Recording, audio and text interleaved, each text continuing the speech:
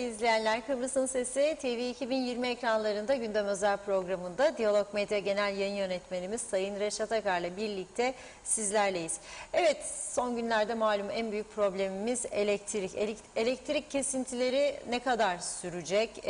Yakıt durumu ne? Neden bu hale geldik? Ve benzeri birçok sorumuz var sorulması gereken. Kıptek Yönetim Kurulu Başkanı Turan Büyükyılmaz bugün yayınımıza bağlanacak. Kendisiyle bu konuları konuşacağız. Bu arada elektriğin dışında da bazı bölgelerde ciddi su kesintileri problemleri var. Ayrıca yarım kalan yollar ve adli suçlardaki artış da bugünün konu başlıkları arasında yer alıyor. Her zaman olduğu gibi tabii ki hepsi ve daha fazlasıyla sizlerin de sorularıyla, yorumlarıyla programımıza başlıyoruz. Sayın Akar, merhaba. Merhabalar Funda Hanım. Herkese hayırlı günler dileyerek başlayalım. Evet, tabii ki son günlerin en önemli gündem maddesi elektrik kesintileri. Hayatımızı çok olumsuz bir şekilde etkiliyor. Vatandaşlar zaten bir taraftan işsizlik, gelir kaybı, bir taraftan aşırı sıcaklar, bir de elektrik kesintileriyle tabii ki oldukça bunalımlı bir süreçten geçiyor. Peki bu elektrik nasıl oldu da bu hale geldi? Elektrik kurumu neden üretim yapamaz durumda veyahut da yetersiz üretim yapıyor? Neden alınması gereken tedbirler zamanında alınmadı? Esas büyük ihmal elektrik kurumunu yönetenlerde mi, ilgili bakanlıkta mı, yoksa başka bakanlıkların yönetimindeki birimlerde mi? Neden bu hale gelindi? Yoksa sadece parasızlık mı? Yakıt parası bulunamadığı için mi geciktiriliyor? Ne yapalım, yoktur para, İşte biraz oyalayın falan gibisinden mi? Bunun gibi birçok soru işareti var kafamızda. Dolayısıyla son zamanlarda sık sık bağlantı kurduğumuz gibi bugün de Elektrik Kurumu Yönetim Kurulu Başkanı Sayın Turan Büyükyılmaz'a bağlantımız olacak. Kendisine açık açık düşündüklerimizi soracağız, her şeyi soracağız. Ona göre yanıtlarını sizlerle birlikte paylaşacağız. Tabii bu arada bir hafta öncesinden bizi devamlı her gün izleyenler hatırlayacak. Bu arada da çok teşekkür ediyorum. Amerika'dan, Avustralya'dan, Avrupa ülkelerinden, Türkiye'den bizi çok izleyenler var. Devamlı mesaj gönderiyorlar. Dün akşam da epey mesajlar geldi. Özelden de geliyor. Çok teşekkür ediyoruz. Bize bir ilaç oldu sizin programınız diyorlar. Biz gerçekten çok büyük bir mutluluk duyuyoruz bundan. Çünkü her gün diğer bütün yoğun işlerimiz arasında bir saate aşkın 1,5 saat süreyle bu programa çıkıyoruz. Bunun öncesinde hazırlıkları var. Gündem yaratmaya çalışıyoruz ve tamamen bağımsız bir çerçevede, hiçbir siyasi görüş altında, baskı altında kalmadan sizlere gerçekleri anlatmaya çalışıyoruz. Bir hafta önce buradan Kuzey Kıbrıs Türk Cumhuriyeti hükümetine bir çağrı yapmıştım ve oldukça ciddiydim bu çağrımda. Demiştim ki, nasıl ki bayramlarda camiye gitmesini bilmeyen, caminin yolunu bilmeyen insanlara siz dini bayram adı altında 3 gün 4 gün izin veriyorsunuz, bu elektrik meselesinde gerekçe göstererek kapatın dedim devlet dairelerini bir süre. Kapatılmaması gerekenlerin de isimlerini verdim. Bir tanesi tapu dairesiydi. Ama tapu dairesi şu anda kapalı. Neden? Bir kişi pozitif çıkmış. Hangi odada, hangi bölümde henüz netlik kazanmadı. Ama daire kapalı. Bir hafta, 10 gün süreyle kapalı. Peki siz bir pozitif vakayı gerekçe göstererek kapatıyorsunuz daireyi de. O zaman İş yapmayan, hiçbir iş yapmayan daireleri niye tatile koymadınız bir hafta süreyle? Madem ki bu akaryakıt elinizde sınırlıdır ve madem ki hafta sonuna yetişmeyecek deniliyor, 3-4 günden beri her gün 1-2 saat insanların elektrikleri tasarruf amacıyla kesiliyor. Neden kapatmadınız bu daireleri 3 gün 4 gün süreyle? Turizm Bakanlığı'na bağlı daireler ne yapıyor? Çevre Bakanlığı'na, Çevre Dairesi'ni ne yapıyor? Yok bir iş yani, yapacak bir iş yok. İçişleri Önceki gün bahsetmiştim. Girne'den bir vatandaşımız yazdı. Kimlik yenilemesi için gittiğinde karşılaştığı ciddi sıkıntıları aktarmıştı. Saatlerce bekleyerek iş yaptırıyorlar. Neden? İşte kimi memur izinde, kimi yetkili imza alacak biri yok falan filan, gidiyor. Gerekçeler bu şekilde. Peki hangi dairede yoğunluk var? Bunu bilelim. Hangi daireler çalışıyor? Araç kayıt, vergi, gümrük ve tapu. Tapuyu söyledik. Posta dairesi, onlarda da bir pozitif vaka, 10 gün tatil. 10 gün tatil, bütün posta dairesi, düşünebilir misiniz? 10 gün tatil, bir vaka yüzünden. Kapatın o zaman bir hafta, hiçbir şey olmaz. Ne devlet batar, hatta devlet çok karlı çıkar. Büyük bir elektrik tasarrufu yapar. Bir hafta devlet dairelerinin kapanması demek, 4 milyonun üzerinde elektrik tasarrufu demektir. Kapatın, ne olacak? Kapatsalardı bugün biz bu 1 saatlik, 2 saatlik elektrik kesintileri yaşamayacaktık. Yani telefon dairesi. Yok bir şey, dışarıda arızaya giden birkaç teknisyenin dışında yok. Ne var? Yani yeni telefon hattı çekemiyorlar.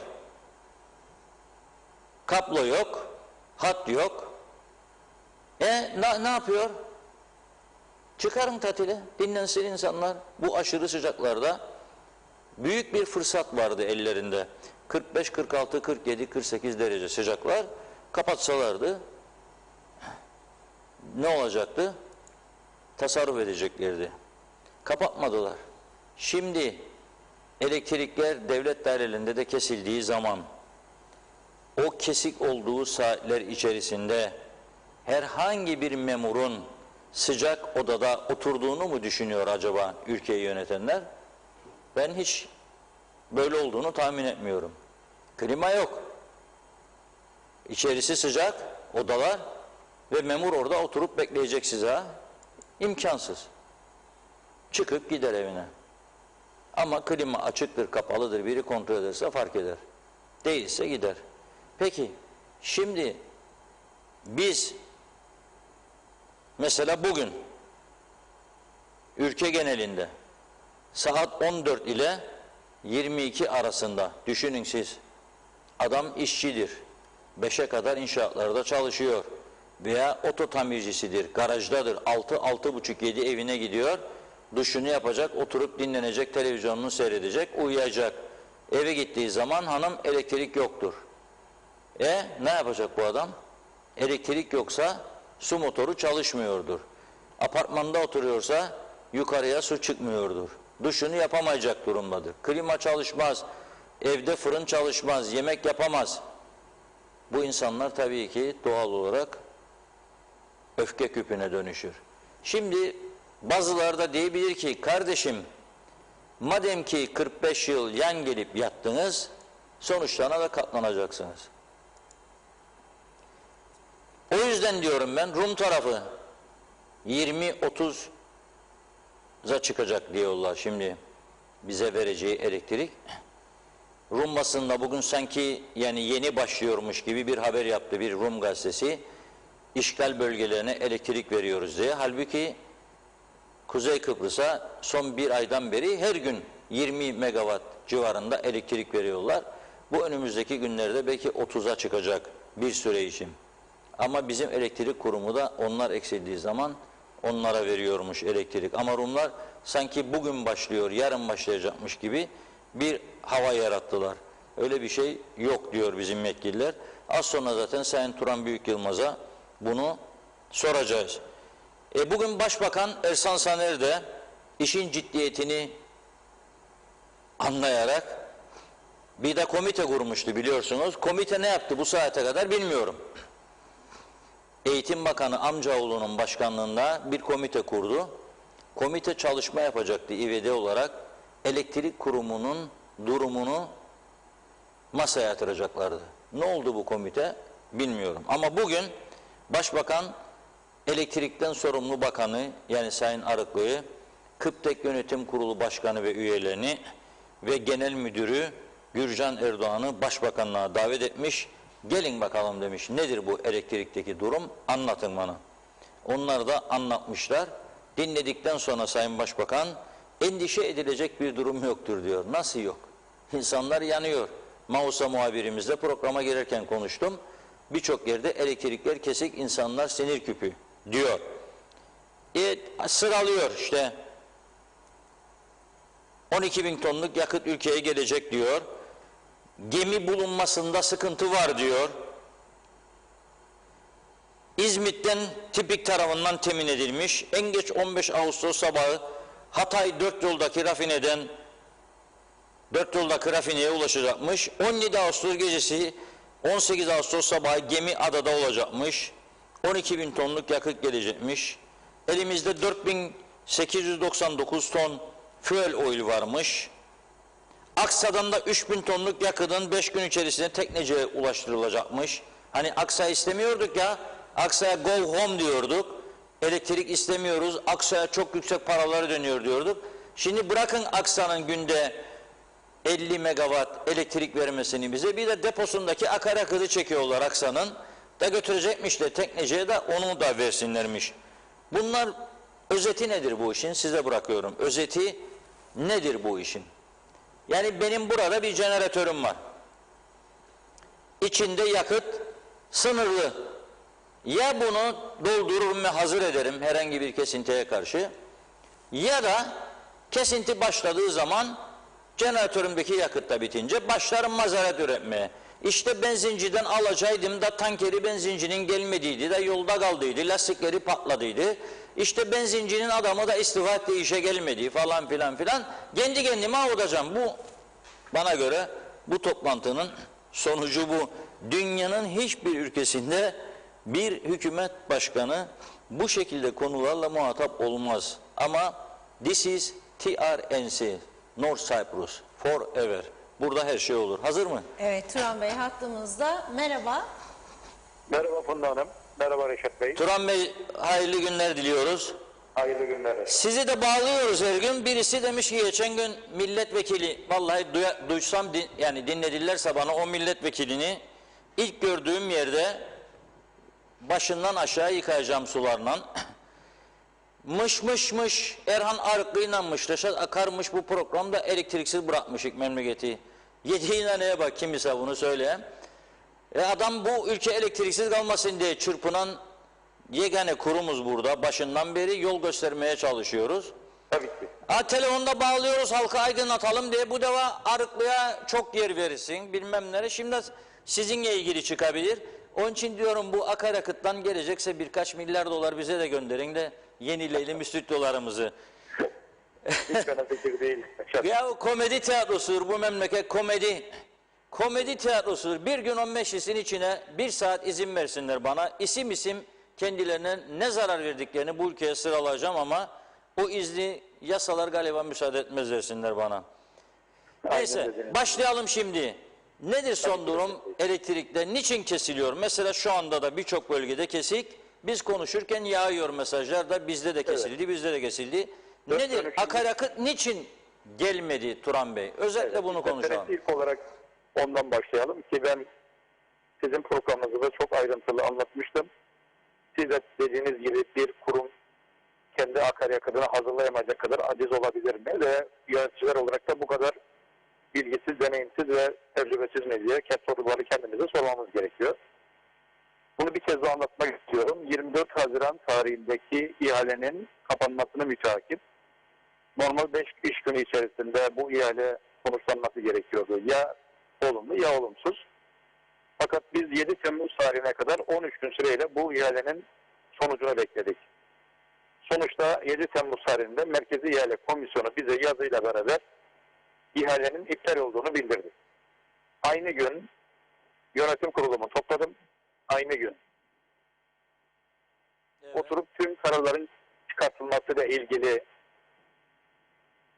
gerekli kararların tamamını çıkarttım. Bu çıkmış olan kararlar şuydu. Aynı esaslarda 7 Temmuz günü 10 iş günü içerisinde aynı ihalenin tekrarlanması. O 7 Temmuz tarihinde bizim 18 Ağustos tarihine kadar elimizde akaryakıtımız mevcuttu.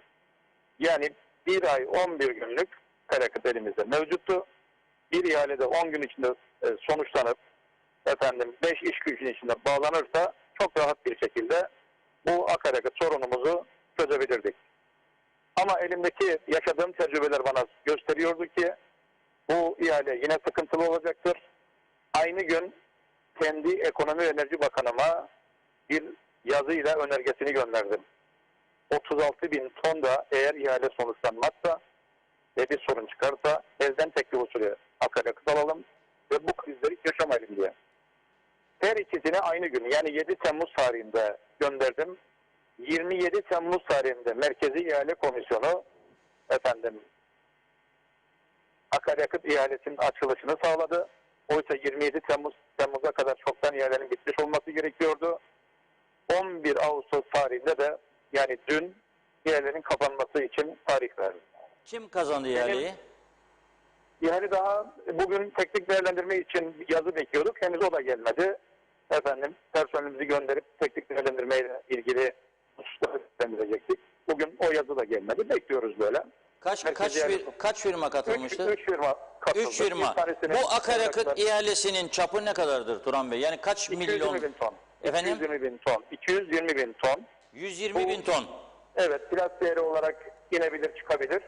Ama bunu 450 dolarla çarptığımız vakit artı bunun üzerine taşımacılık eklendiği zaman ortaya işte taşımacılık şu andaki en düşük veren 33.38'dir. Bunu da her tona eklediğimiz vakit bütün bu yakıtın toplam bedeli ortaya çıkıyor. Büyük bir para bu. 120 bin tonu, bir dakika 120 bin tonu kaçla çarpacağım? 220 bin ton. Bunu 220 bin ton. Evet. 483 dolarla çarpmanız gerekiyor. Kaç dolarla? 483 dolarla çarpmanız gerekiyor. 483 dolarla öyle mi? Evet. 483 dolarla çarpacağım 220 bin tonu ödenecek miktar çıkacak. Bu para var mı kasanızda? Sonuçta bu bir günde gelen bir olay değildir. Akaryakıt düzenli olarak her ay bu yaz süreçleri bittikten sonra şimdi 36 bin tona ihtiyacımız varken Ekim ayından itibaren ihtiyaç duymuş olduğumuz 15 bin tonla bunu çözmüş olacağız. O şekilde bu inişli çıkışlı bir süreçtir. Yani ortalama aylık 12 aya vurduğumuz vakit 660 günlük olarak 660 ton akaryakıtımız gider. Bunu 30 ile çarpmış olduğumuz vakit karşımıza tam olarak rakam çıkar. O da 18 bin 19 bin ton yapar. Reşat Bey. Evet. Sonuç olarak bu hazırlıkları yönetim olarak bizim yapmamıza rağmen ne ihale açıldı ne de Bakanlar Kurulu'ndan 3 Ağustos tarihine kadar bir karar çıktı. Ve sonuç olarak böyle bir duruma gelmiş bulunuyoruz. Şundaki durumumuz nedir onu özetleyeyim. Elimizde 4900 tona yakın bir akaryakıtımız mevcuttur. 4000 ton akaryakıt var şu anda elinizde. 4900 ton akaryakıt. 4900. Peki bu akaryakıt eğer hiç kesinti yapmasanız kaç gün yeter size? Yani bu 5 günden fazla gitmez. 5 gün. 5 gün gider. Ve bu süreyi uzatabilmek için kesinti yapıyorsunuz. Bölgesel kısmi 1 saatlik kesintileri yapmak zorunluluğumuz vardır. Bunun dışında Aksa'dan 5 gün içerisinde 3000 ton akaryakıt taşımacılığını yapacağız.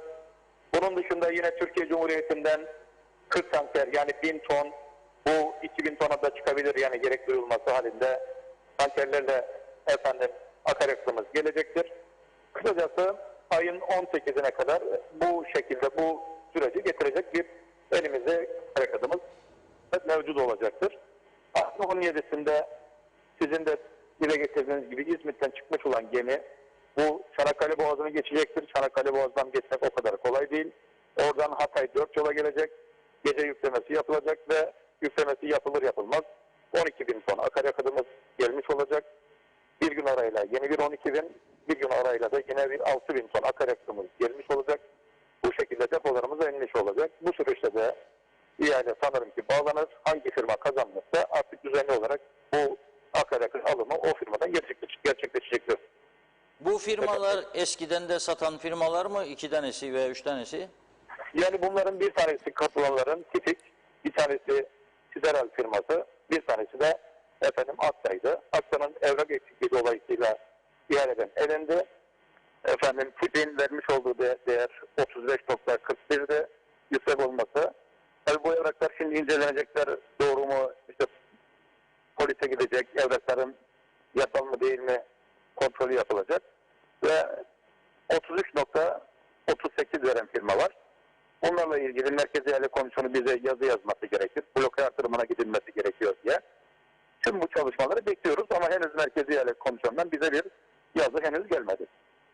Benim çıkardığım sonuç sizin bu söylediklerinizden, yani elektrik kurumu akaryakıt alımı için zamanında gerekli başvuruyu hem ihale komisyonuna yaptı hem de Bakanlar Kurulu'nu uyardı. Aynen öyledir. Ama evet. ihale komisyonu bu işi bekletti.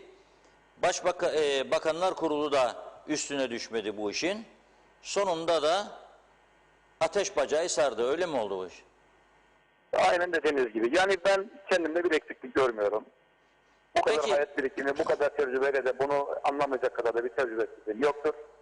Ben 7 Temmuz günü bütün arkadaşlarımı hepsinin çok farklı yerde olmasına rağmen toplantıya çağırdım. Aynı gün çıkması gereken benden kararları çıkarttırıp aynı gün bunları Merkez İhale Komisyonu'na ve ilgili bakanlığa gönderdim.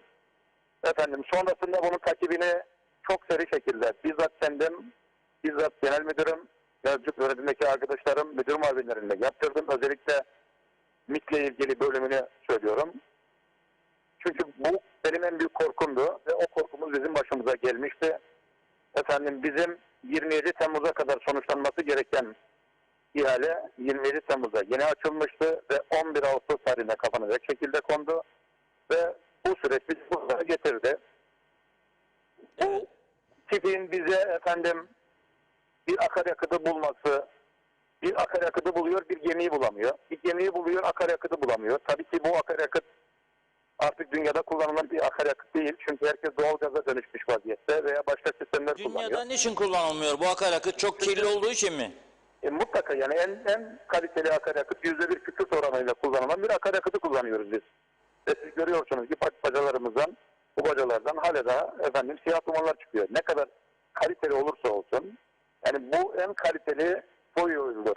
%1 kükürt oranıyla yani %1'in altında olan bir akaryakıt getiriyoruz. Bu getirmiş olduğumuz akaryakıt bile böyleyse, çevreye bu kirliliği veriyorsa ve bu vatandaşı bu şekilde huzursuz ediyorsa artık çağ dışı kalmış bir akaryakıttan bahsediyoruz demektir bu. Bu hususla ilgili de efendim artık dünya doğalgaza dönüşmüş ve doğalgazı kullanarak bu işi çözmeye çalışıyor ve enterkonnekte sistemi sağlayarak kablo elektriği kullanarak bu sorunu çözmeye çalışıyoruz. Bunların da yatırımını Kıbrıs Türk Elektrik Kurumu ve Enerji Bakanlığı yapmak zorundadır.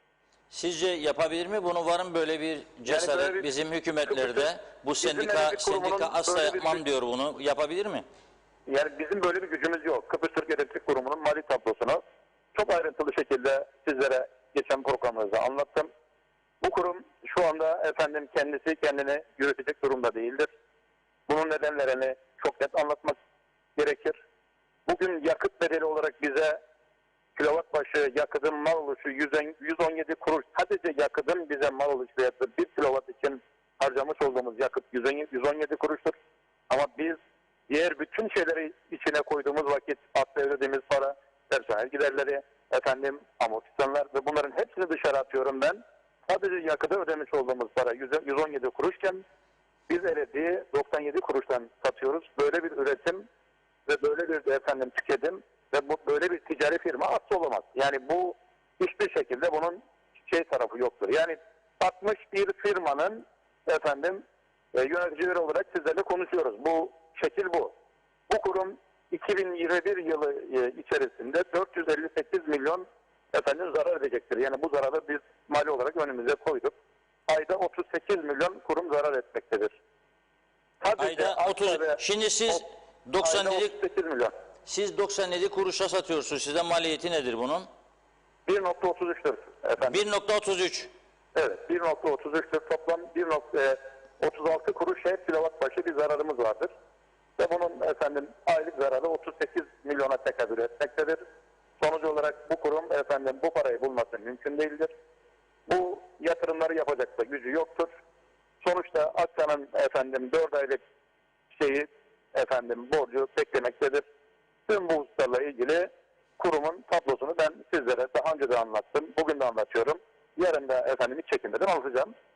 Evet, akaryakıt konusuyla ilgili Tİİ'de yapmış olduğumuz çalışmalar bizi efendim gemi bulması veya gemiyi bulup akaryakıtı bulmaması, akaryakıtı bulup gemiyi bulamaması hususlarıyla büyük bir şeye uğratmıştır ve sonuçta bu gemiyi biz kendimiz bulmak zorunda kaldık. Yani halen daha aktivitelerini bulamadı. Kendimiz bulmak zorunda kaldık. Bunun da bize ulaşması, en erken ulaşması pazar günü veya pazartesi günü sabah olacaktır. 4 yola gidip yüklemesini yapacak ve bize gelip depolarımıza akaryakıtı boşaltacaktır. Şu anda Çanakkale Boğazı'nda gemi beklemektedir. Gece saat 2 itibariyle Çanakkale Boğazı'nda geçecektir. Boğazı geçecek, bir dua edelim de kazasız belasız gelsin. Büyük gemiler giremiyormuş diyorlar Mausa çok Limanı'na. büyük Doğru mu? Doğru mu bu ama? Bu Reşat Bey'i büyük, anlayamadım orada. büyük gemiler Gazi Mausa Limanı'na giremiyormuş.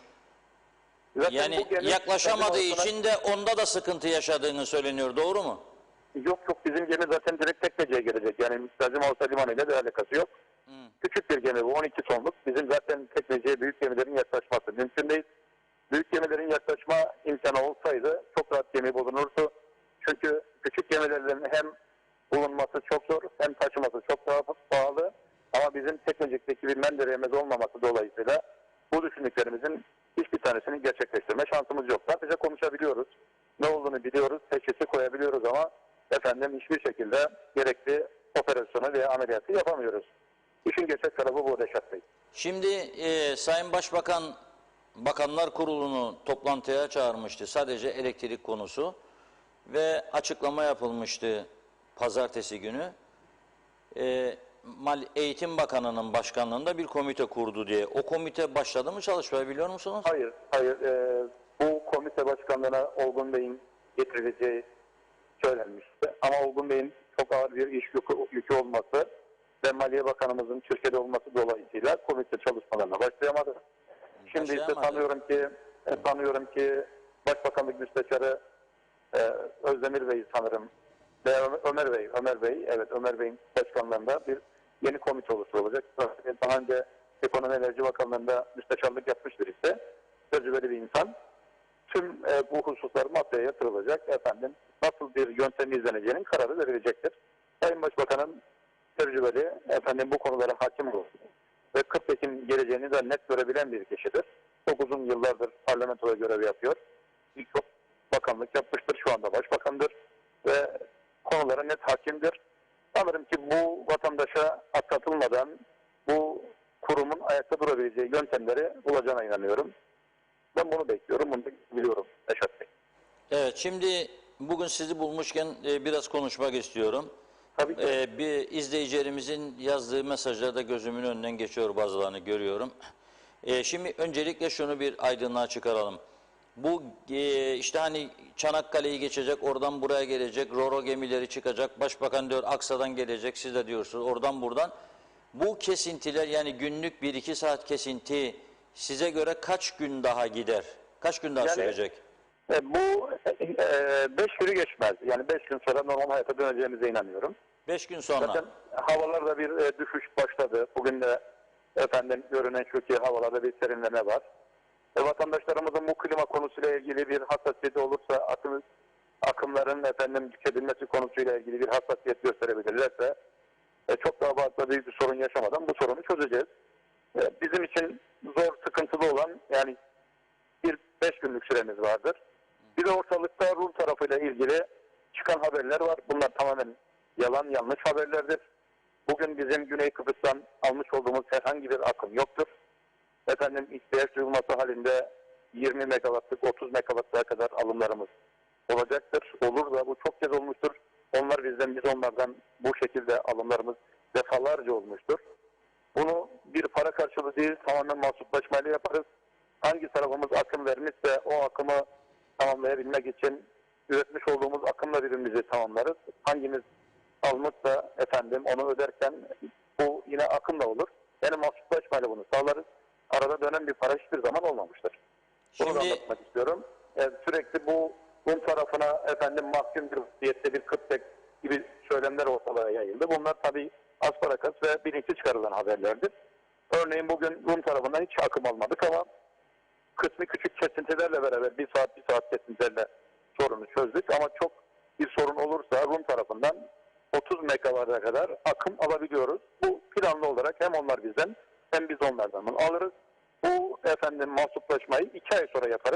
Hep böyle oldu bu. Yani onlar diyor ki bugün Rum Gazetesi geceleri sabaha kadar 20 megawatt, gündüz akşam üzerleri özellikle yoğun saatlerde 40 megawatt elektrik istemişiz onlardan. Hayır. Yani böyle bir şey yok. Böyle bir şeyimiz yok. Bizim planlı olarak her zaman onlar bize, bizim onlara yazmış olduğumuz durumlar mevcuttur. Örneğin onların 20 megawatt aldınız değil mi bir aydan beridir? yani 13 oldu, 10 oldu, 17 oldu, 16 oldu. 30 da olabilir. Bunun açığını söylemiyorum ama böyle dile getirdikleri gibi efendim çok büyük bir şey hiç olmadı. Şu anda da öyle bir durum yok. Bugün mesela sıfırdır. Belki yarın 10 olacaktır. Belki bir gün sonra 20 olacaktır ama böyle anlatıldığı gibi çok büyük bir akım hiçbir zaman olmadı. Peki bir şey söyledim. Şimdi siz dediniz ki dünya artık bu akaryakıtı kullanmıyor. Evet. Dolayısıyla akaryakıt temini bile zor. Ama biz bu dünyanın kullanmadığı, tercih etmediği bu akaryakıtla üretim yapıyoruz. Hem maliyet yüksek hem insanlarımızı bir yerde zehirliyoruz. Özellikle o bölgeyi. İki, çok ilginç bir şey söylediniz. Kendi kendini yönetebilecek durumda değildir bu kurum dediniz. Yani Öyle mi? Kendi kendini yönetebilecek... Yatırım yapacak gücü yoktur Reşat Bey. Yani bizim düşündüğümüz şekilde doğalgaza dönüşmek için bu jeneratörlerin efendim doğalgaza dönüşünü sağlayacak yapılandırma yapacak gücümüz yok. Veya kapı elektriği getirecek gücümüz yok. Ve yeni bir efendim sahaların yapılmasıyla ilgili bu gücümüz yok. Yeni jeneratör alacak ve bu jeneratörleri hayata geçirecek gücümüz yok. Çünkü kullanmış olduğumuz jeneratörler hem çok eski, termik santraller 1994'te gelmiştir. Ve bu termik santrallerin kilowatt başı 230 gramlık akaryakıt tükettiğini biliyoruz. Yani çok pahalı bir üretimden efendim bu akımı üretiyoruz biz. İşin gerçekleri bunlar. Bu yaşlı jeneratörlerle efendim çok eskimiş bu yapılarla efendim bu akımı üretip vatandaşa efendim gönderiyoruz. Ondan sonra süreç bizi bu hallere getirdiği zaman da parası olmayan bir kurumdan yatırım yapılmasını bekliyoruz. Bu mümkün değil. Ben bunu anlatmaya çalışıyorum. Evet. Peki bir vatandaşımız diyor ki 2 saat 1 saat değil Mausa'da diyor bugün 6 saat kesildi. Geldi şimdi gene gitti diyor. Yani öyle bir mutlaka iki değil. arıza vardır, trafo patlaması vardır. Hiçbir yerde 6 saatlik kesinti diye bir karar yoktur. Bu hemen şu anda tek tecrübeydim. Bu boşalım, dolum ve boşaltma konusuyla ilgili oranın kontrolünü yaptım. Kuruma şu an yoldayım, gider gitmez Magosa'daki konunun ne olduğunu mutlaka öğreneceğim. Ama hiçbir şekilde 6 saatlik bir kesinti söz konusu değil. Mutlaka ya bir trafo patlaması olmuştur, ya bir kapı patlaması olmuştur. Bir arıza vardır ki böyle bir şeydir. Bu mümkün değil yani. Onun nedenini öğreneceğiz.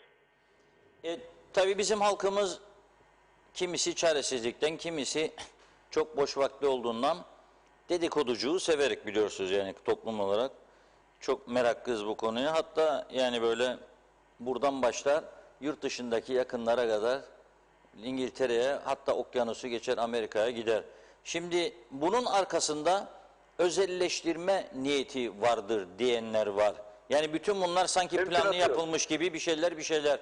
Var mı böyle bir şey gerçekten? Mümkünatı yok. Mümkünatı yok. Yani bu özelleştirmenin özü bile bizim ne aklımızdan, ne düşüncemizden, ne de politikalarımız için olan bir konu değildir.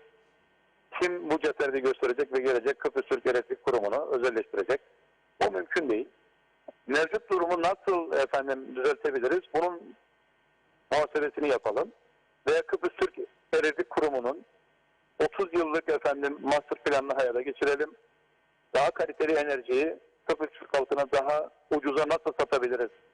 Efendim bunun muhasebesini yapalım. Bunların hepsi yapılabilir. Ama özelleştirme konusu ne benim yönetimimin, ne bakanımın, ne de efendim hükümetin efendim bir politikası olan bir konu değildir. Bunu düşünenler yanlış düşünüyorlar. Böyle bir şey söz konusu bile değildir. Son bir soru sorayım da sizi fazla zamanınızı almayayım. Yoğunsunuz. Madem ki bu kurum bu hale düştü, kendi kendini yönetemiyor, 97 kuruşa sattığı elektriği 1.33'e mal ediyor, ayda 38 milyon TL zarar. Maliye Bakanı'na dediniz 30 milyon verirseniz %21 zam yaparak, vermezseniz %30 zam yapmak lazım. O da vermiyor. Bütün bunları değerlendirdiğimizde bu kurumu yönetmek size zor gelmiyor mu yani? Çünkü neticede topun ağzında sizsiniz. Yani ne düşünüyorsunuz? Böyle devam mı bu şekilde, yoksa farklı şeyler olabilir mi yakın bir gelecekte? Benim görevi bırakmamla kurum düzlüğe çıkacaksa 10 dakika sonra bırakmaya hazırım. Yok, Yani komple bunların- diyorum. Yani Yok, siz de yani ben yönetim kurulu da, genel müdür de anahtarları birine verme mesela. Yani ben hiç sıkıntı yok benim için. Eğer gerçekten ben bu kurumu yönetemiyorsam ve bu konuda eksiklerim varsa ve kurum benim bu yönetim tavsiyelerimle bu hallere düşmüşse hiç benim için bir sıkıntı yok. Hemen görevi bırakmaya hazırım. Ama kurumun 1996'dan beri gelen bütün sürecini ortaya koyup neden bu kurumun bu hallere düştüğünü ve kurtulması için nasıl bir reçete yazılması gerektiğini bence konuşursak daha sağlıklı olur. Bu yönetim kurulundaki arkadaşların hiçbir tanesi Kıptekin uzmanı değiller. Bu yönetim kurulundaki arkadaşlar sadece bir mütevelli heyetinin yapması gerektiği görevi yapmak için buradalar. Ama bu yönetimdeki arkadaşlarımın hepsi Kıbrıs Türk Elektrik Kurumu'nun maaşlı elemanı gibi sabahtan sabah 8'e gelip ne zaman ayrıldıkları belli olmayacak şekilde buraya emek veriyorlar. Hiçbir beklentisi olmadan. Oysa bu insanların sadece görevleri haftanın bir günü bu kuruma gelip müdürün hazırlamış olduğu önergelere olumlu veya olumsuz bütçesine bakarak karar vermesi gereken yapıdır. Ama biz öyle bir hale gelmişiz ki müdürün yapması gerek değil, müdür muavinlerinin, bölge amirlerinin, çalışan memurunun, teknecikteki ustasının, kasadaki, veznedeki kişinin görevlerine kadar inmek zorunda olan bir yönetim haline gelmişiz.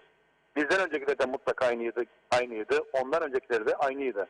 Kokuşmuş bu düzen içerisinde bu reformlar gerçekleşmediği sürece ve malit olarak bu kurumun rahatlamasını sağlayacak yapılar üretilmediği sürece asla bu kurumu kim gelirse gelsin yönetemez.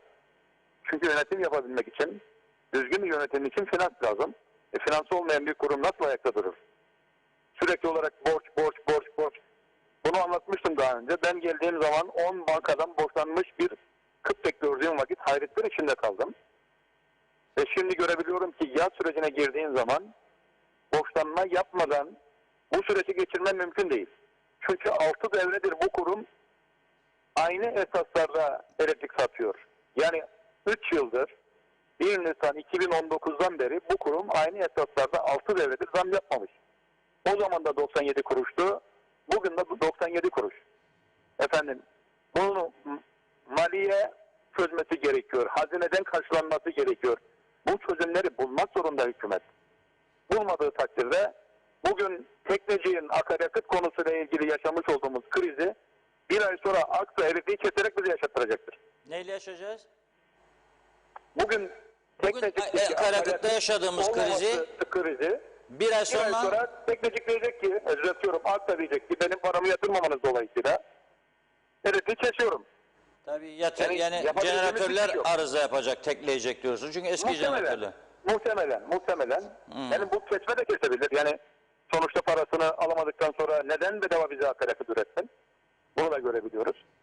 Oturup bunların hepsinin bu kurumun nereden alacağı varsa bu alacaklarını maliye karşılamak zorunda. Nasıl karşılayacak onu da bilmiyorum. Maliye de tam takır kuru bakır. Bugün ilaç alamayan bir Sağlık Bakanlığı var.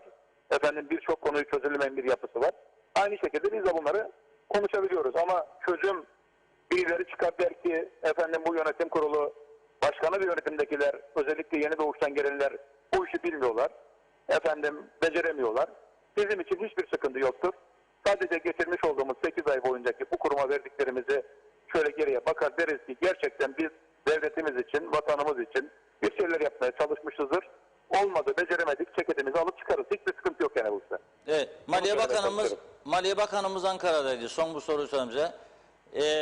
Çuval doldurup getirmedin birkaç çuval size? Yani bilemiyorum. Onu mevcut hükümetin büyük ortağına sormak gerekiyor. Evet. Bize herhangi bir şey yansımadığına göre çuval boş demektir. Şu ana kadar bu Ağustos ayı içerisinde bizim maliyeden almış olduğumuz bir Türk lirası para yoktur. Yoktur ha. Halbuki o bugün açıklama yaptı. Duyduk duymadık demeyin diyerek. Bugün diyor Mart 2021'e ait ek mesaileri ödedik diyor. Ya gerçekten gurur verici bir durum. 9.546.000 215 Türk lirası 57 kuruş ödeme yapmış. Yani kuruşuna kadar detaylarını verdi Sayın Bakan. Ek mesai, neden ek mesai ödüyorlar hala bu ülkede? Da düzene giremedi bu kadar memuru, çalışan olduğu halde anlamış değilim. Size çok teşekkür ediyorum. Devam. Ben teşekkür ederim. Her toplum laik olduğu şekilde yönetilir. Biraz sonra bütün halkımıza bir güzel şarkı armağan etmek istiyorum. Size çok teşekkür ediyorum. Ben teşekkür ederim Reşat Bey. Sağ olun. Evet, Sayın Turan Büyük Yılmaz'la konuştuk. Öyle bazı elektrik kesintisi olan yerlerdeki vatandaşlarımız da geriliyor. Bırakın biraz konuşsun, öğrenelim biz de. Niye kesiyorlar, niçin böyle oldu? Dinleyelim iddiaları, onların söylediklerine, ötekilerin söylediklerine. Mesela, yani ben bir vatandaş olarak merak ediyorum. Pazartesi günü olağanüstü bakanlar kurulu vardı. Yani savaş durumlarına genellikle olağanüstü alıştık biz geçmişte. Toplandı ve bir karar çıktı. Eğitim Bakanı'nın başkanına dedi, komite kurdum dedi. Hemen toplanacak dedi. Sordum şimdi, yok dedi, toplanmadı dedi.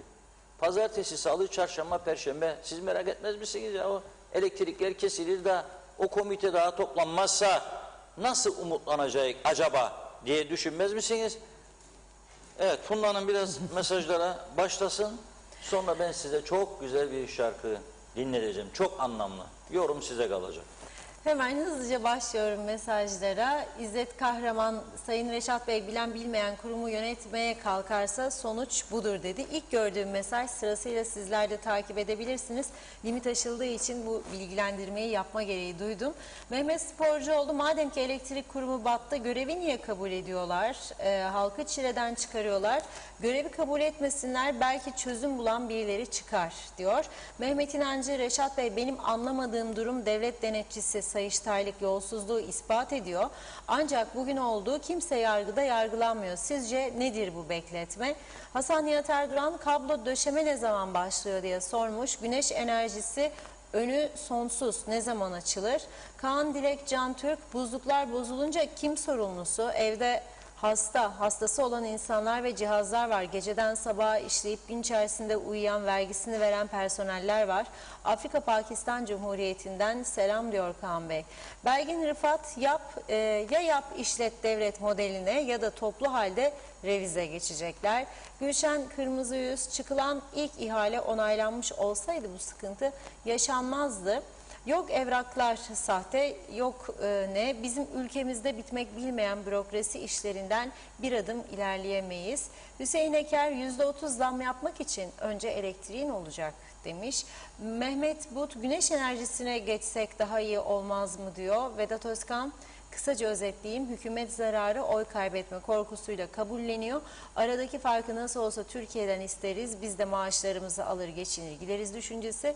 Bu düşünce bir gün tıkanır, çıkmaza girer. O gün bugündür, oradan buradan yakıt almakla bu sistem yürümez. Hükümet günü kurtarma peşinde yazmış. Salih Taner, iyi yayınlar, İskele'den selamlar, saygılar. 40 yılın düzenini bozmak kolay değil. Mehmet Bulut, %30 değil %50 zam yapalım, vatandaş olarak Kıptak'e yatırım yapalım, biz elektrik kesintisi yapmayalım artık. Evet, Belgin Rıfat, bir an önce güneş köyleri kurulmalı. En azından %40 güneş enerjisi üretebilirse belki gelecek 10 yıl içinde rahatlarız. Gürkan Giritli, Turan Bey'in konuşması beni tatmin etmedi diyor. Hasan Kutluer, siz o maliyete inandınız mı? Yine milliyetçi kompleksler var. İzzet Kahraman, Reşat Bey, peki bu gemi nasıl geliyor? İhaleye çıkılmadı. Peki şimdi Erhan Arıklı yolsuzluğu yapmış oluyor mu? Onu kim mahkemeye verecek demiş. Belgin Rıfat, Reşat Bey, Turan Bey'in eğitimi ne? Elektrikle ilgili bir eğitimi var mı acaba diye sordu Belgin Hanım. Mehmet But, Türkiye'den kabloyla elektrik getirsek nasıl olur yazdı. Kayhan Kınay, Mausa'da bugün 6 saatlik kesinti oldu. Elektrik geldi. Şu anda yine gitti. Bu da mı yalan Reşat Bey diye yazıyor. Ethem Durak, özür dilerim ama tekneciğin bacasından siyah duman çıktığından bahsediliyor. Sülfür yakıtta az olabilir. Kükürt mavi ışıkla yanar. Siyah duman havasız yanmayı. A. Havasız yanmayı. B. Yakıt içinde olefin, benzin, toluen zalimin, doğru okuyorumdur inşallah, aromatiklere bağlıdır. Mazotun içinde olefin ve aromatik çok az olması gerekir. Mehmet Bulut, denizden ve güneşten elektrik üreten ülkeler var, bizde de olmaz mı diye soruyor. Osman Yılsev, saatlerdir Mausa Kent Plus sitesinde elektrik yok, buzlukta ne varsa eridi. Hasan Nihat Erduran, önce interconnect gerekir, sonra solar üretip şebekeye satıp ucuzlatmak mümkün olur. Şimdi kota güneyde doldu dedi. Cahit Nurdal, paranızı almayı bileceksiniz o zaman herkesten. Sadece halka gücünüzü göstermemeniz gerek. Para babalarından gücünüz varsa alın, onlardan alamadığınız paralardan zam koyarak halka topu pas etmemelisiniz. Yanlış yoldasınız bence diyor. Vedat Özkan, Sayın Başkan insanları yanıltmayın. Rum'dan ne kadar elektrik alındığı önemli değil. Olay Rumların elektriğine muhtaç olma olayıdır. Hükümetleriniz masal okuyor. Kıbrıslı kardeşlerimiz bunları hak etmiyor. İnşallah her şey düzelir. İnanın Ankara'da her şeyi Kıbrıs fiyatlarına göre 1'e 3 fiyatına alıyoruz. 3 katı daha ucuz. Kıbrıslı kardeşlerime Allah sabırlar versin. Belgin Rıfat kaç yıldır görevdedir acaba diye sormuş Turan Bey'e. Gürkan Giritli, doğal gazlı üretim için 150 milyon dolara ihtiyaç var. Neden Türkiye'ye bir projeyle gitmiyoruz? Neden diye soruyor. Kayhan Kınay, Reşat Bey 7 saattir Batıkent bölgesinde elektrik yoktur. Sizi Face'ten izliyorum. Gürkan Giritli, evlerde bozulan beyaz eşyaların parasını kim ödeyecek diye sordu. Mehmet Sporcuoğlu, bu kadar konuşmadan sonra yönetim kurulu başkanı çözüm söyleyemedi. Esas problem bu yorumunda bulunmuş. Cafer Özsoykal, demek oluyor ki Elsen her dediğinde haklı ve doğruydu. İzzet Kahraman, Reşat Bey 1996 yılında Derviş Eroğlu başbakandı. Sorumludur. 25 yıl başbakanlık yaptı. Hasan Nihat Erduran, esnaf 3 yılda 10 kere zam yaptı. İbrahim Aşıroğlu, elektrik madem ki kesecekler, hiç olmasa hangi saat hangi bölge kesilecek halka bildirmeleri gerekir diyor.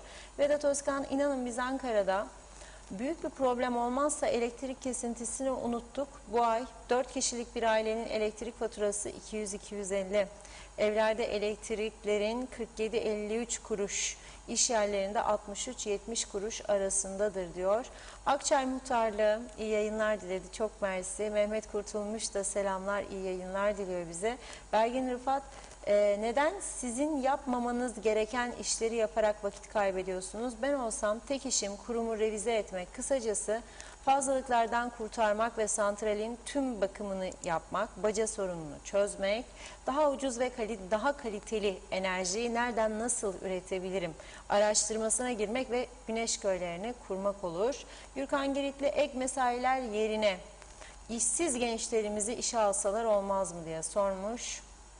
Ve diyor ki yine hak ettiğimizi yaşıyoruz halk olarak. Eser Yurteri iyi yayınlar diledi. Necdet Mavi Gözlü, doğru dürüst bir elektrik santralimiz bile yok. Bir de 2 ayrı devletten bahsediyoruz. 2 ayrı devlet olmak için en azından siz de karşınızdaki gibi devlet olmalısınız. Bu ağır siklet bir güreşçiyle hafif siklet güreşçinin birbirine rakip olması gibi bir şey diyor. Evet, Hasan Nihat Erduran, 57 yıllık Birleşmiş Milletler ambargosu, açık bütçeli statüko budur. Vedat Özkan, Ankara'da elektrik dairesi, su dairesi ve telekom dairesinde çalışanlara indirim kaldırıldı. İndirimden yalnızca en az %44 özürlü olan vatandaşlara uygulama yapılıyor. Ayhan Ançer, özelleştirilsin de kurtulalım.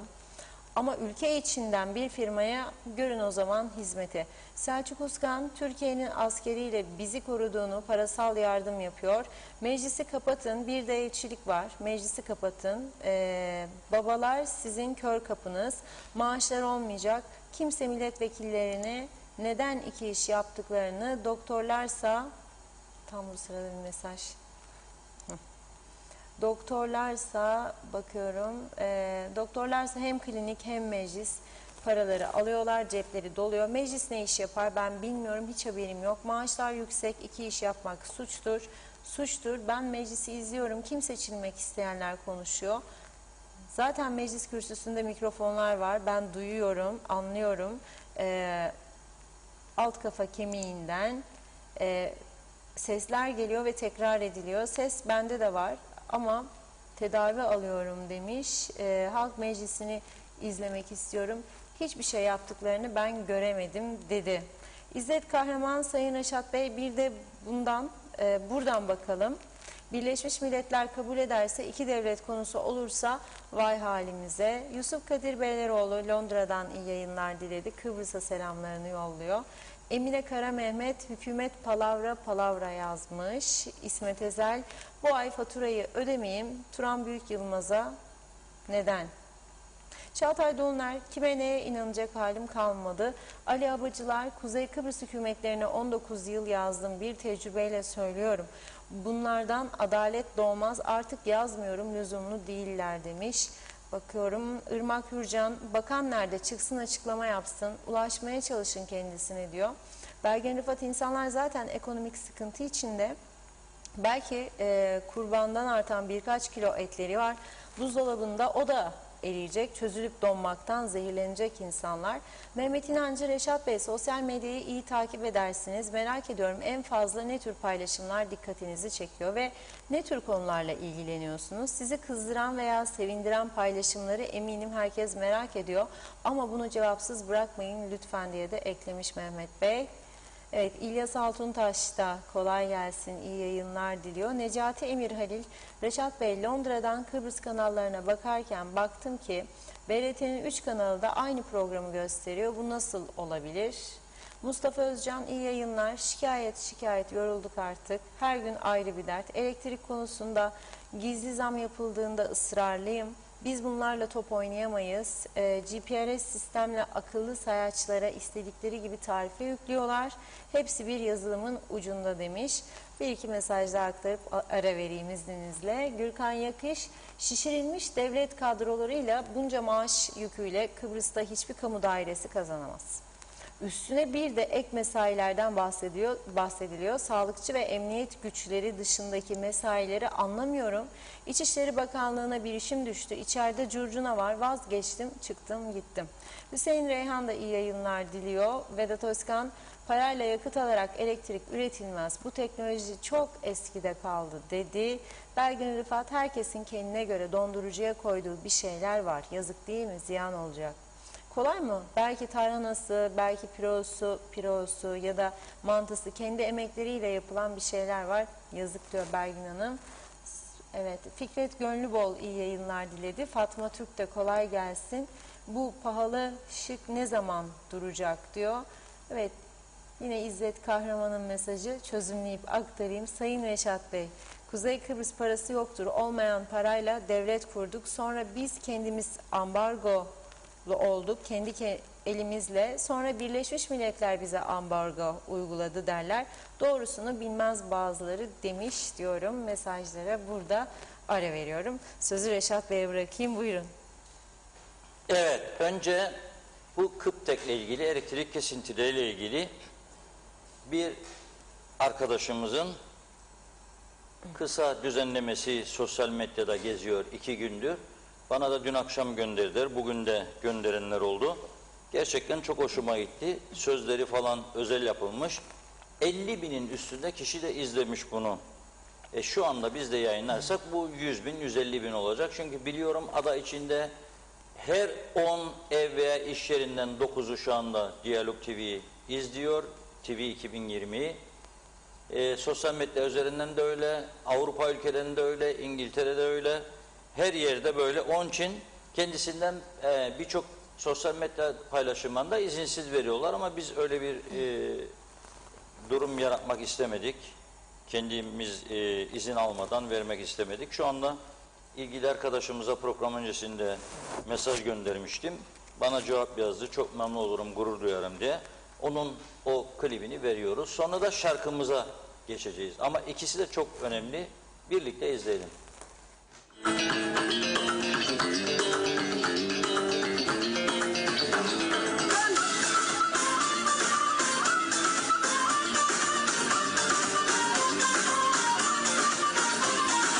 Kötek mana pangozum eri dik biştik artık bitti samazocun biz goylum fırın hem kettle yandı buzluk desen çabalar anımızda terinan mahvolduk Kötek we wake up inganter her gece Manidir be %30 zam neyine be senin şansını zorlan kıp tek tek Tiken üstünde otururuk her gün ha gitti ha gidecek %30 zam neyine be senin şansını zorlan kıp tek tek Tiken üstünde otururuk her gün ha gitti ha gidecek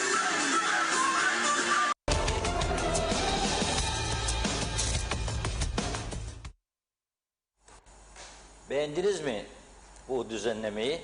Aygün Kencer arkadaşımıza çok teşekkür ediyoruz. Artık içinde bulunduğumuz trajikomik durumu bundan daha güzel anlatamazdı. Kendisine çok teşekkür ediyoruz. Ama bir şey daima insanlar diyorum her zaman aklının ucunda bulundurmalı. Niçin bu hale geldik? Nereden nereye buraya geldik? Bir kendimizi yoklamamız lazım. Ülke yönetiminde böyle, özel hayatta böyle. Eğer bir işler kötü gidiyorsa sormamız lazım. Neden böyle oldu? Neden olumsuz oldu? Neden kötü oldu?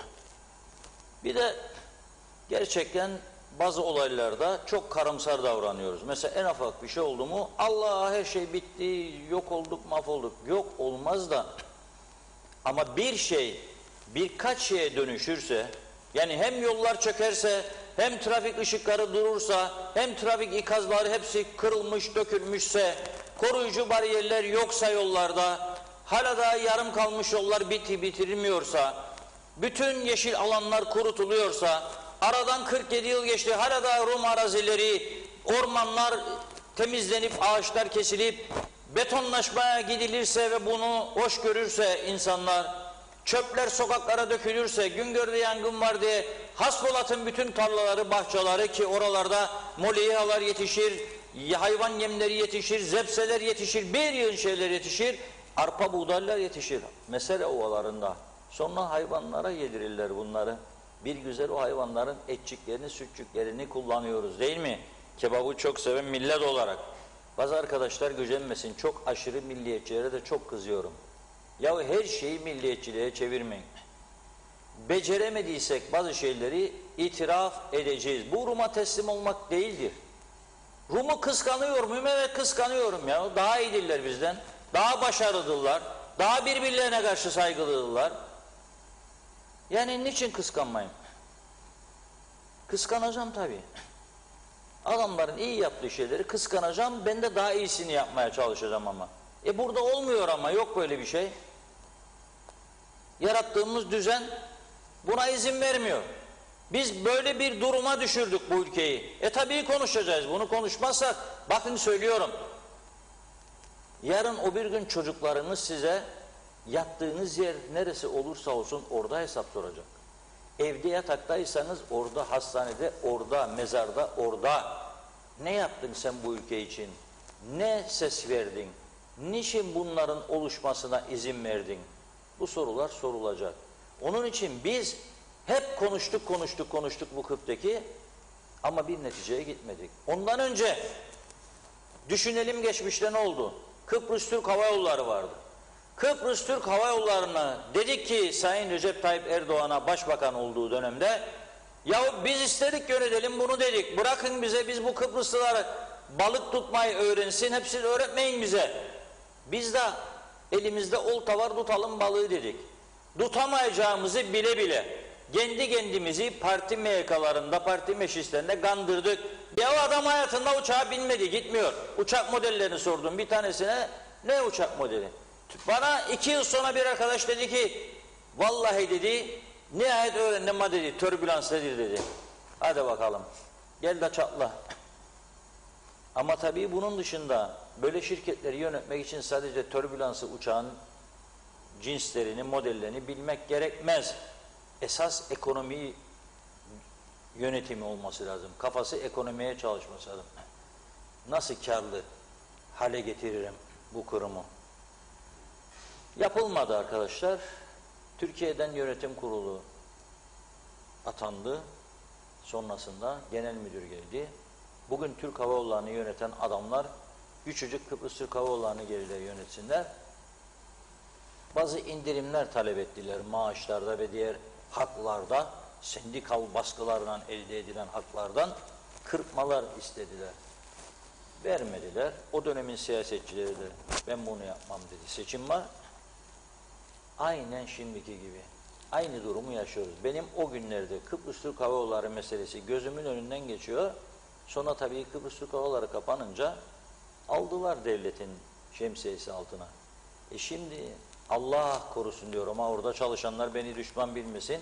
Ben Kıptek'in iyi bir şekilde özelleştirilmesini ama çalışanların işini kaybetmemesini hep savundum. Onları koruyacak şekilde ama çalıştıracak şekilde yeni bir düzenlemeyle daha verimli hale getirecek şekilde çalıştırılmasını hep destekledim. Fakat bugünlere geldik. Şimdi neyi konuşuyoruz? 6 saatlik kesintiyi konuşuyoruz. Neyi konuşuyoruz? Yıllardır dönen numaraları. 100 milyon eurolarca alımlar yapıldı. Çoğu da ihalesiz. Hiçbirisi yargıya gitmedi. Çok ciddi iddialar vardır ortada. Ciddi kanıtlar var ortada. Başbakanlık Denetleme Kurulu kurdular, bina tuttular, personel koydular. Onların araştırma sonuçları var raporlarda. Hiçbirisini ileri götürmediler. O zaman ne demeli? Yani kim bu hale getirdi bu kurumları? Biz kendimizde de sorumluluk aramamız gerekmez mi acaba? Dinleyelim şarkımızı. Karadır şu bahtım kara, sözüm kar etmiyor yara. Sen düşürdün beni dara, eyvah, eyvah, eyvah. Kendim ettim, kendim buldum. Kendim ettim, kendim buldum. Gül gibi sararıp soldum. Eyvah, eyvah. Kendim ettim, kendim buldum. Kendim ettim, kendim buldum. Gül gibi sararıp soldum. Eyvah, eyvah. Orkestra.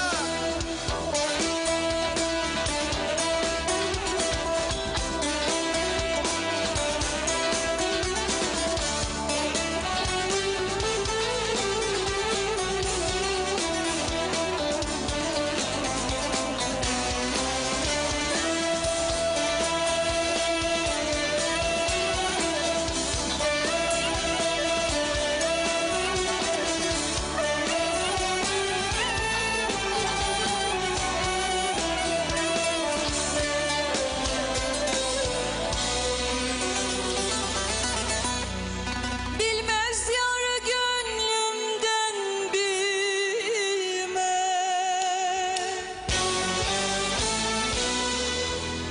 Akar gözyaşlarım dinmez.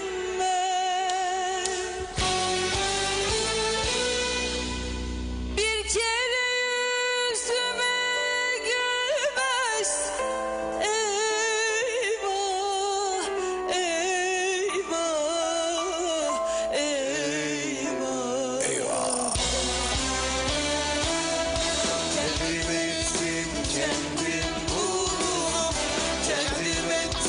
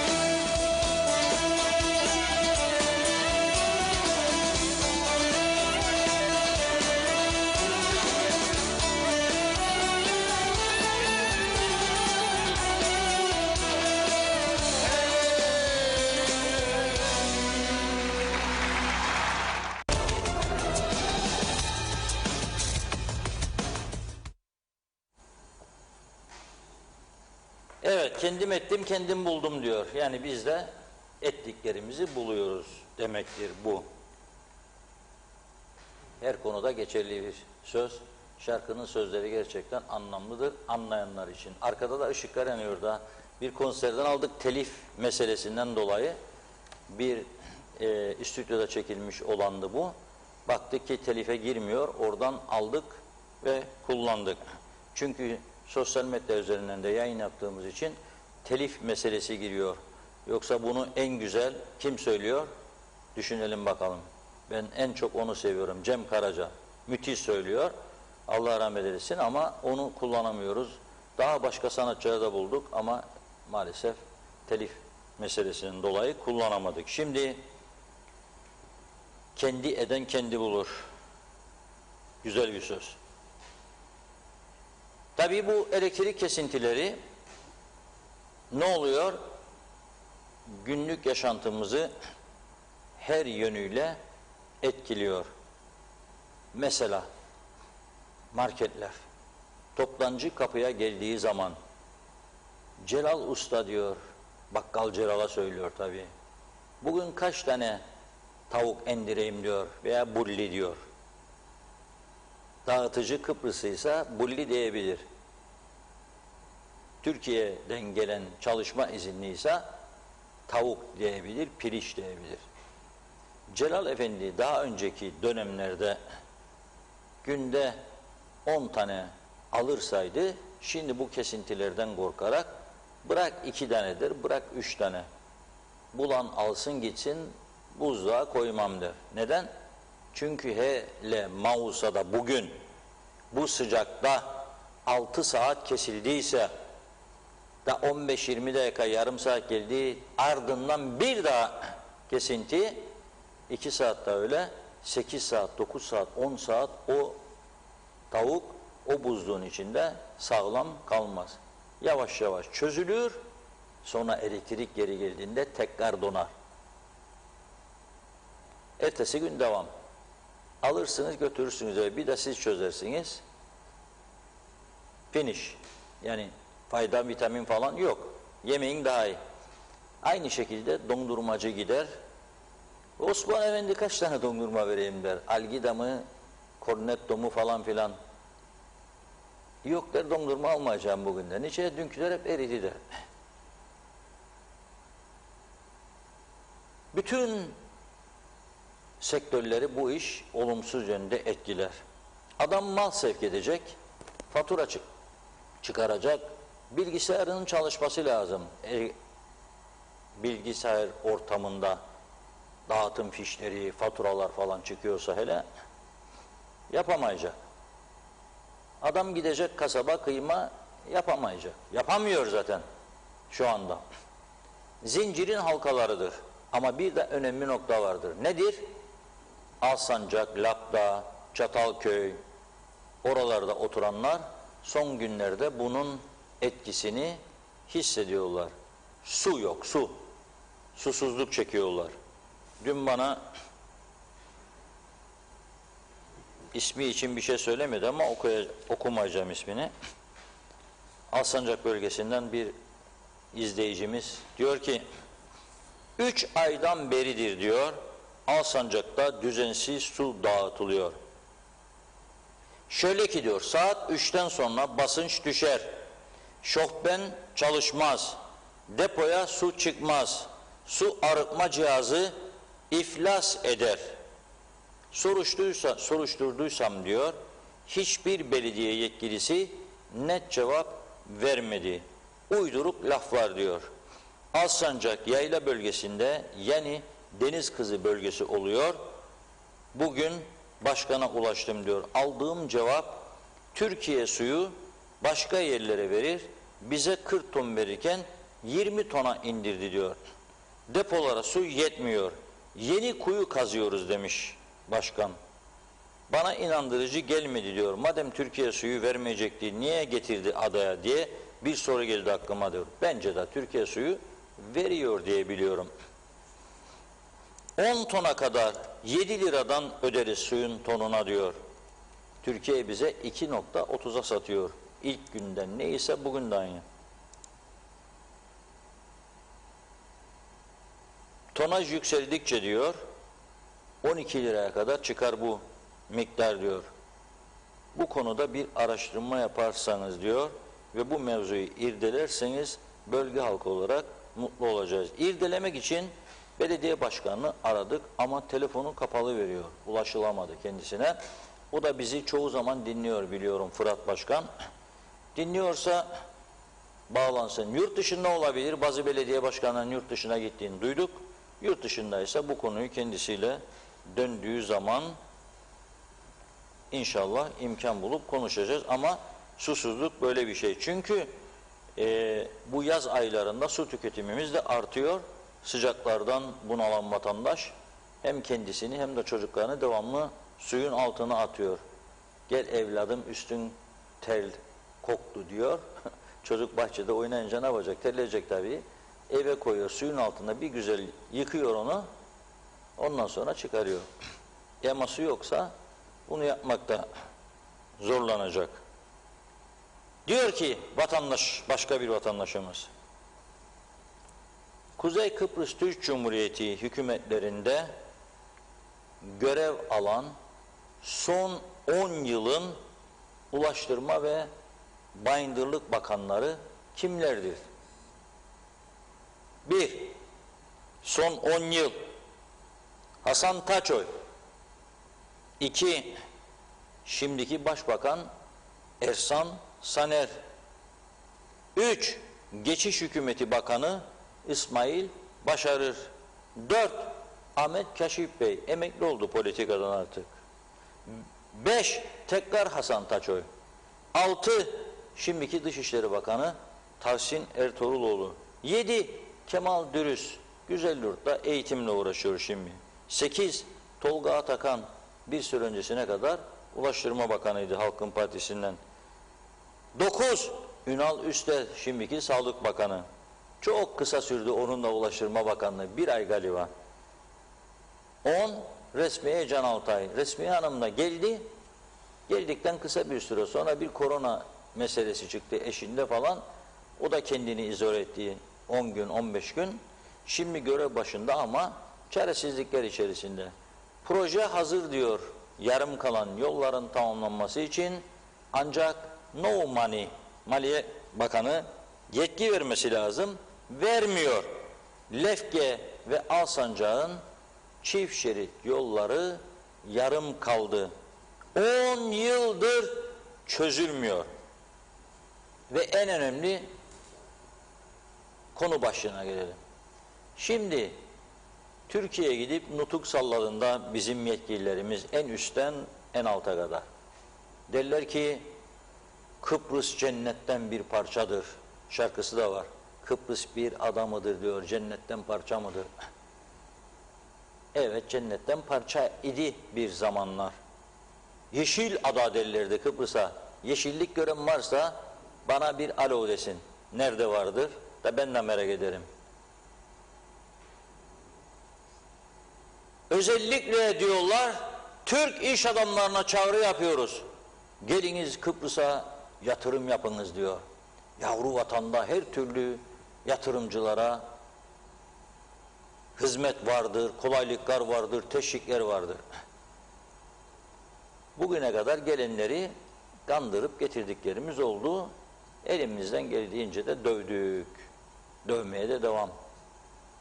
Gelmeyeydiler canım der bazıları da. Tamam ya gelmesin de o tarafa giden istiyoruz şu birleşelim. O tarafta ne yabancılar var. Öyle konular var şu anda araştırmakta olduğumuz, başladığımız güneyde özellikle Rus sermayesi bütün gücüyle girmiş durumda güneye. Bütün gücüyle. Bizde 3-5 tane arsa alsa bir yabancı da duyuldu. Bütün adayı satın aldılar diye hemen başlar dedikodu mekanizması. Yahu alıyorlar orada. Ne tarla kaldı ne arazi kaldı. Yağ değirmenlerine kadar alıyorlar. Ruslar, Mısırlılar, İsrailliler alıyorlar. En büyük alışveriş merkezini İsrail şirketi yaptı. Ayarnapa'da hizmete giren korkunç, güzel, kapsamlı tesisleriyle birlikte bir marina yapıldı. 200 kusur milyon euro harcandı. Kim? Mısırlı iş adamı. Limasol, ticari liman, turistik liman. Kim geliştirdi, kim yürütüyor?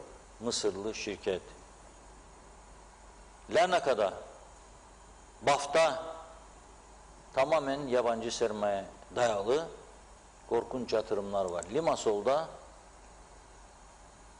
600 yataklı, kasinolu, Orta Doğu'nun, Avrupa'nın en büyük kazinosu yapılıyor. İçine yanında villalar, apartman kompleksleri, yat limanı olacak şekilde 600 milyon euro. Bu yılın sonunda bitecekti. Nereye kaldı? Gelecek yılın ilk çeyreğine kaldı. Koronadan dolayı inşaat süresi gecikti. Şimdi biz çağrı yapıyoruz. Eğer bize birisi, yani yurt dışında yaşayan biri olsaydık, İngiltere'de yaşayan Kıbrıslı Türk, Türkiye'de yaşayan Türk vatandaşı, Avustralya'da yaşayan Türk veya Kıbrıslı Türk, Amerika'da, her gün elektriklerin kesildiği bir ülkeye, her gün siyasetin kriz yaşattığı bir ülkeye, 10 yılda 10 tane Ulaştırma Bakanı'nın, 10 tane Maliye Bakanı'nın, 10 tane Başbakan'ın değiştiği bir ülkeye gelip yatırım yapar mıydık? Kimse gelmez. Dua edelim buradakiler söküp götürmesin yatırımlarını.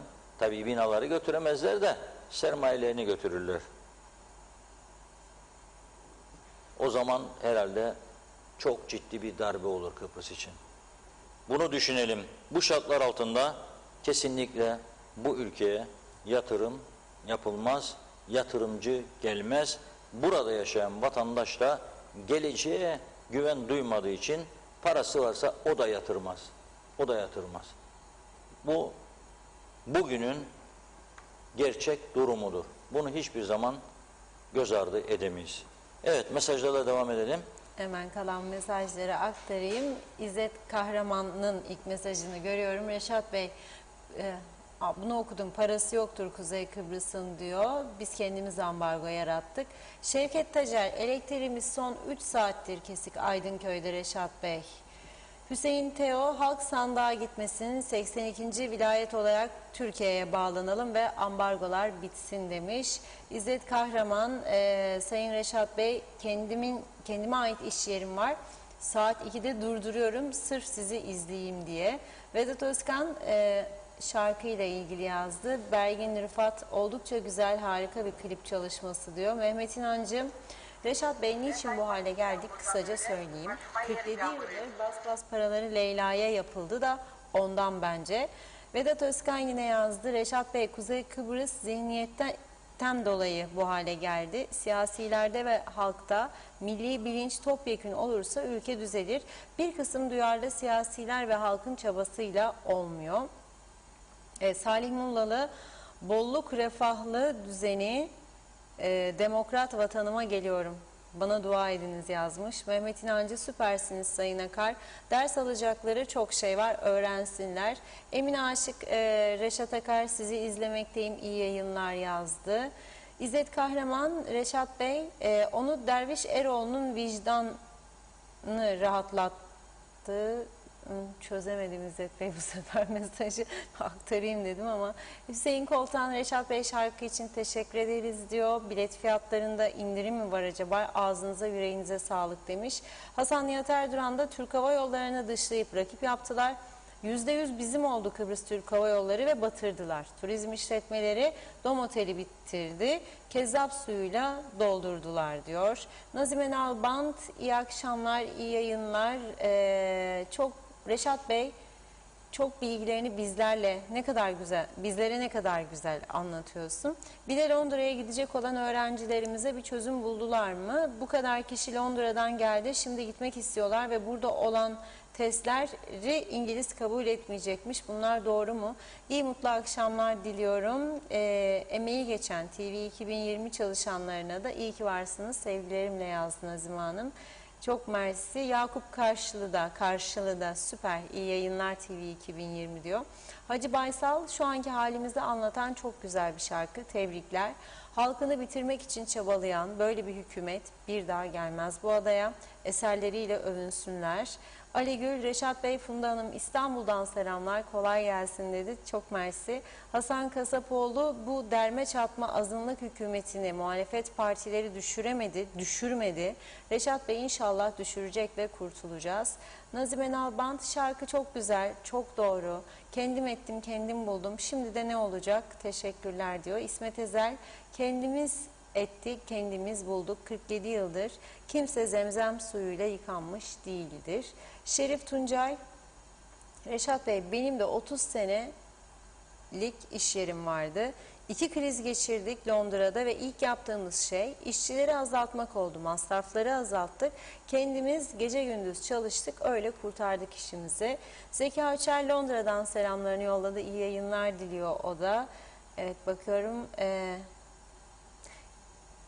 Yağız Sefa yazmış. Selam Reşat Bey, Funda Hanım. Nikos'un sayfasına bakıyorum. Bir Türkiye'li olarak hayranım. Adam halkı için, halkının çıkarları için uğraşıyor. Bizimkiler de halkı ikiye bölmüş, birbirlerini çekemiyorlar. Bizim kendi içimizde anlaşma yok. Saldım çayıra bir devlet. Elektriğe de gelince Erhan Arıklı da istifa etsin, yürütemeyecekse demiş. Necdet Mavi Gözlü, ekmeği ekmekçiden, eti kasaptan, balığı balıkçıdan, ilacı eczaneden, yani her şeyi esas yerinden almak gerekir. Siz gidip eczaneden balık alamazsanız, hastaysanız doktorlardan hizmet alırsınız. Ben çok merak ediyorum, 50 milletvekilinin kaç kişisi doktordur? Yani doktor olmak memleketi idare edebiliyor mu demektir? Meclisin çoğu doktor, kaç tanesi siyasi bilgiler fakültesinden mezun diye sormuş. Doktor milletvekili, Ulaştırma Bakanı, bir diğeri Maliye Bakanı vesaire. Yani doktor olması bu işleri yapabiliyor anlamına mı gelir? Bence herkes anladığı işi yapsın. Milletvekilliği bence 2 dönem veya en çok 10 yıl vekillik yapabilsin dedi. Vedat Özkan, Atatürk konuşmalarında hep şunları söylemiştir. Bir vatanı vatan yapan, bir milleti millet yapan 4 unsur vardır. Tarih birliği, dil birliği, din birliği ve ırk birliğidir demiştir. İnkılap tarihi okunursa Atatürk 1931 yılında Türk Tarih Kurumu'nu, 1932 yılında Türk Dil Kurumu'nu kurmuştur. Ülkede o kadar sorun varken neden bu kurumları kurdu? Lütfen merak edenler araştırsın dedi. Necdet Mavi Gözlü adetini bozmadı bizden önce diyor. Yarın yine buluşmak umuduyla. Çağatay Dolner, edenlerin kimler olduğunu biliyoruz. Ne yazık ki bulanlar zavallı halkımız. Edenlerin hiçbir şey zerre kadar umurlarında değil. Halt etmeye devam dedi. İzzet Kahraman, Esra Ku'nun bir mesajı var. Yardım edin, kadına şiddet de ciddi boyutta, çoğu olayda örtbas ediliyor demiş. Mustafa Kahveci, iyi yayınlar. Reşat Bey, ustaya sormuşlar, her şeyi kaybettik, ne yapacağız? Üstad cevap vermiş, çay koy, yeniden başlayacağız demiş. Maalesef durumumuz bu. Erol Topçu hayırlı yayınlar diledi. Kadir Oran, biri bana elektrik zammını anlatsın, dolara göre mi, neye göre gelir diye soruyor. Evet, İzzet Kahraman, Sayın Reşat Bey, biz geldik, yatırım yaptık, sonra geri geldik Londra'ya. Peki şimdi ne olacak, neden oraya yatırıma gelsinler, ne değişti diyor. Tren kaçtı, sorumlusu bürokratlar, bu soruya cevap versinler dedi İzzet Bey. Hasan Çevik, iyi yayınlar, bence en büyük suç aynı kişileri menfaat ve 2 kuruş para uğruna bıkmadan usanmadan seçen vatandaşlardır. Evet, Ali Dayı iyi yayınlar diliyor. İzmir'den saygılar, sevgiler dedi. Bizden de size gelsin Ali Bey. Hasan Nihat Erduran cevap vermiş başka bir mesaja. Vedat Özkan, seçimleri merakla bekliyorum. Başka partiler iktidar olursa neler değişecek? Kasada para olmadığı sürece hiçbir parti ülkeyi yönetemez. Acilen 2 milyar dolara ihtiyaç var. Kadir Oran da diyor ki şimdi seçim olsa ne diye oy isteyecekler? Ben zam yapmayacaktım, ortağım yaptı mı diyecekler, birbirlerini mi suçlayacaklar demiş. Metin Harper, barış inşa edilir veya edilmez. Fakat biz Kıbrıslıların kültüründe olan komşuluğu yaşatsaydık en azından, pandemi ve aşıda bile olan insanlığa oluyor. Yazık, çok yazık. Hasan Nihat Erduran, Sol Avrupa Birliği ile mali protokol yapacak, Euro ile de hem de yorumunda bulunmuş. Evet, bakıyorum. Turgay Sakiner bir şarkı paylaştı. Ah Kıbrıs'ım, Hülya Turgay Sakiner'den. Gürkan Yakış, kamuda iş sahibi olmak için oy verirsen bugün sızlanmanın bir faydası olmaz. Gerçekten kendim ettim kendim buldum şarkısıyla Reşat Bey de sağlam mesaj verdi. Anlayana diye de ekledi. Fırat Zihni, yatırımcılara asıl engel muhalefet zihniyetidir. Parantez içinde de diyor ki parti ayırt etmeksizin yatırımcı bulunur, getirilir, vay efendim peşkeş çekiyor diyerek engel olunur.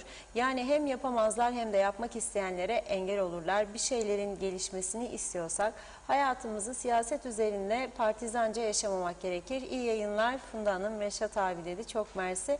Son bir iki mesaj. Vedat Özkan, güzel program oldu. Başarılarınız daim olsun diyor. Çok mersi. Çağatay Dolunay, böyle halka böyle siyasetçi yakışır. Emine Özatilla'nın mesajı da yetişti. Onu da aktarıp noktalayayım.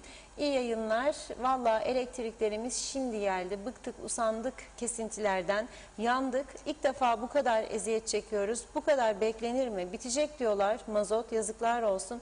İyi ki varsınız. Sizi seviyoruz demiş Emine Hanım. Çok mersi, bizler de sizi deyip mesajları burada noktalıyorum.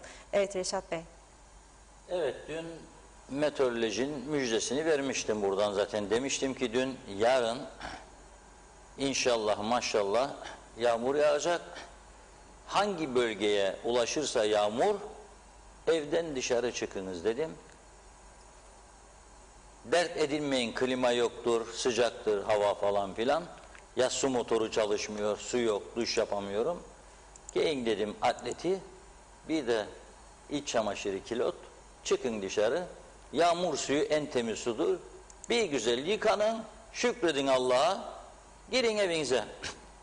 Bir vatandaşımız bunu yaptı. Az önce yağmur altında gönderdi bize, onu izleyelim de öyle noktalayalım programı. Allah'ım, zararsız ziyansız. Ben daima ilk yağmurda böyle başıma yerim yağmuru.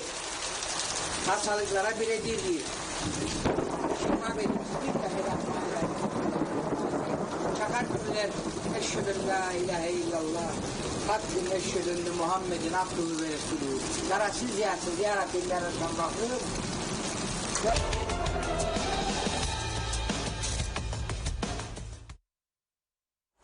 Evet, duayı edince gördüğünüz gibi yağmur yağıyor hemen.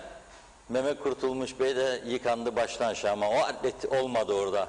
Çıkar atleti, madem konu komşu görmez orada, pantolonu da çıkar, bir alttan tabii bir iç çamaşır kilot kalsın, o kadar olmaz yani. Uydu muydu, geçerken uydudan görürler. Onun için kilot kalmalıdır ama atlet çıkabilirdi bence, şortla çıkabilirdi. Hem böylelikle kilotla yıkanmış olurdu bu güzel temiz yağmur suyuna. Evet, hepimize bugünlük yeter diye düşünüyorum. Ama iyice düşünme zamanı geldi. Bazı insanlar kafası tokuşa gerçekleri öğrenirmiş. Önemli olan çok geç kalmadan öğrenmek. Çok geç kalınca olmuyor. Artık ne yapsanız geri dönüş olmuyor. Bu da aynı şekilde hayatın bir parçası gibidir. Kendi kurumlarımızı iyi yönetmezsek battıktan sonra kimse geri getiremiyor. Geldi mi bir Kıbrıs Türk Hava Yolları? Yok. Gelebilir mi? Hayır. Gelemez. Şimdi enteresan meseleler de var. Daha önümüzdeki günlerde konuşacağız. Gazi Mausa Limanı'nın miadını doldurduğunu bize 2004 yılında söyledi Avrupa Birliği yetkilileri. Dedi ki bir çözüm olursa, anlam planı öncesinde geldiler. 2003 incelediler. Defalarca gidip geldiler. Proje hazırladılar. 300 milyon euro civarında yatırım ve en az 4 yıl kilit kapanacak. Biz umursadık mı bu işi? Düşündük mü? 17 sene geçti aradan. Herhangi bir plan, proje ne olacak? Şimdi büyük gemilermiş, yanaşamıyormuş Gazi Mausa Limanı'na. Ama BM yönetimine de veremezmişik. Çünkü egemenliğimiz gidermiş. Ne olacak o zaman kullanamayacak duruma gelirsen bir süre sonra? Var mı alternatifin, düşündüğün bir şey? Bence yok. Komite kurduk pazartesi günü. Bugün oldu Perşembe. Komite daha toplanmamış bile. Evet, bugünlük bu kadarla noktalıyoruz. Çok çok teşekkür ediyoruz. Yunanistan Hava Kuvvetleri'ne ait savaş uçakları, Mısır Hava Kuvvetleri'ne ait savaş uçaklarıyla birlikte Girit'in üzerinde ortak tatbikat yapıyormuş. Mısır bir zaman Türkiye'nin en sadık dostlarındandı. Ne oldu da şimdi Yunan bayraklarına birlikte dalgalanıyor Mısır bayrakları? Ve kimin için yapıyorlar bu ortak tatbikatları? Bir düşüneh mi yoksa tamamdır mı diyek? Evet, teşekkür ederiz. İyi günler diliyoruz hepinize. Akşam zaten buradayız. Yani Evet. bir saat sonra Mülkiyeliler programı var. Birlikteyiz yine. Funda Hanım da 18.45 haberlerde Haberlerde. sizinle birliktedir. Ayrılmıyoruz yani. Siz de bizden ayrılmazsanız birlikte olacağız. Çok teşekkür ediyoruz. Ağzınıza sağlık. Evet sevgili izleyenlerimiz, programımızı burada noktalıyoruz. Yeniden görüşünceye dek hoşçakalın.